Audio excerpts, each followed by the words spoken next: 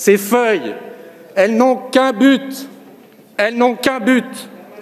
d'empêcher l'Assemblée nationale, d'empêcher les représentants de la nation, d'empêcher les députés de voter ici, souverainement.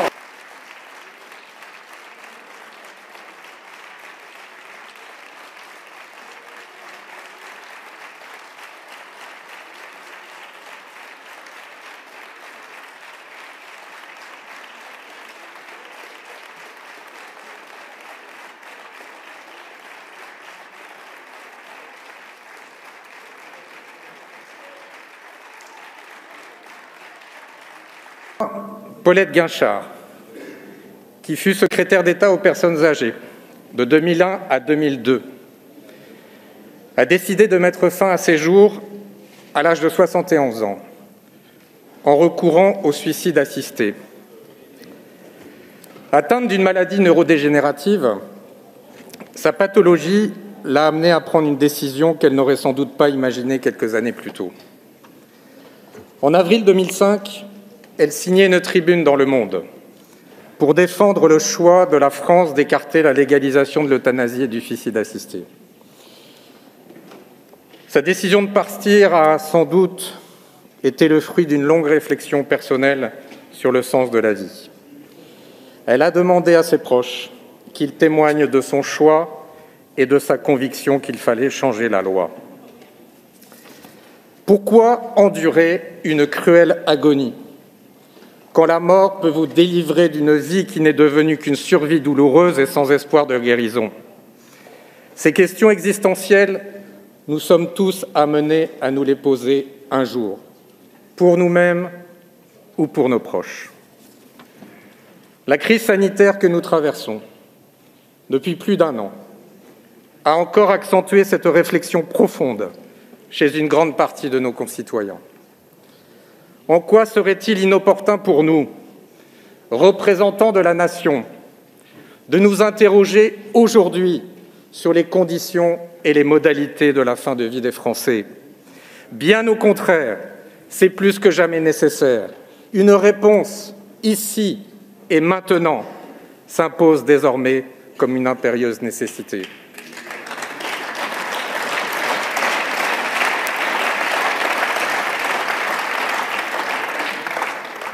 Le 31 mars dernier, pour la première fois dans l'histoire de notre pays, une commission permanente du Parlement, en l'occurrence la Commission des affaires sociales de notre Assemblée, a enfin reconnu à nos concitoyens le droit à une fin de vie libre et choisie.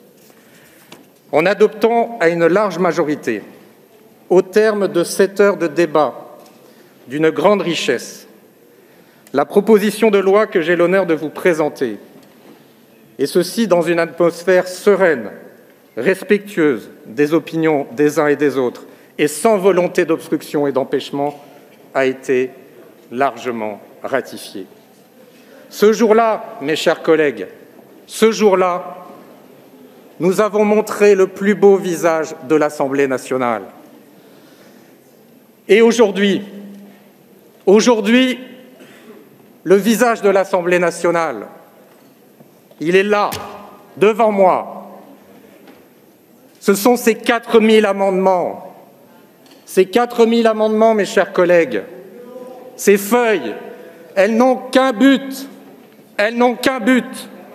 d'empêcher l'Assemblée nationale, d'empêcher les représentants de la nation, d'empêcher les députés de voter ici, souverainement.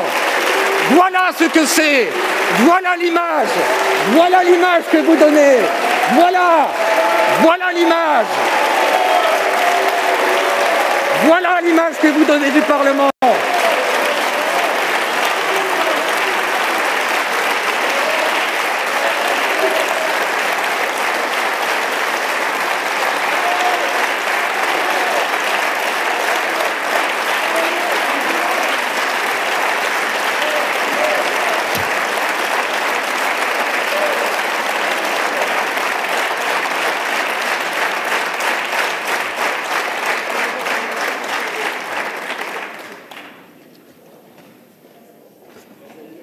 Mes chers collègues, en refusant de légaliser toute aide active à mourir, la France a jusqu'à présent fait preuve d'une grande hypocrisie.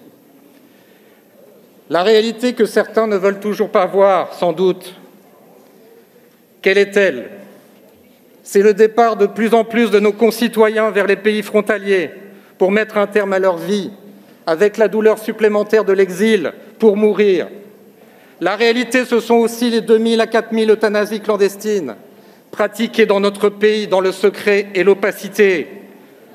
La réalité, c'est ce qu'on appelle la sédation profonde et continue, et qui est en réalité l'arrêt de la nutrition, l'arrêt de l'hydratation. Mes chers collègues, quand vous arrêtez de nourrir et d'hydrater un être humain, que faites-vous? Que faites-vous si ce n'est d'arrêter la vie, et d'arrêter la vie, hélas, à petit feu?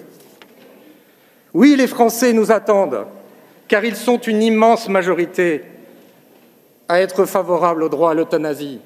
96% des Français, selon un sondage Ipsos de 2019, 93% dans un sondage publié hier. Mes chers collègues, ce 8 avril sera, j'en suis convaincu, une date majeure sur le chemin de la conquête de notre ultime liberté. Soyons à la hauteur. Soyons à la hauteur de ces millions de Français qui nous demandent ce droit à une fin de vie libre et choisie, par l'accès aux soins palliatifs et à l'assistance médicalisée active à mourir. Oui, mes chers collègues, il est temps, car notre pays attend depuis si longtemps. Nos concitoyens veulent obtenir cette ultime liberté. Oui, mes chers collègues, il est temps de donner à chacune et à chacun d'entre nous le droit quand nous arriverons au bout du chemin sans espoir de guérison. Le droit, tout simplement, de pouvoir éteindre en paix la lumière de notre existence. Merci.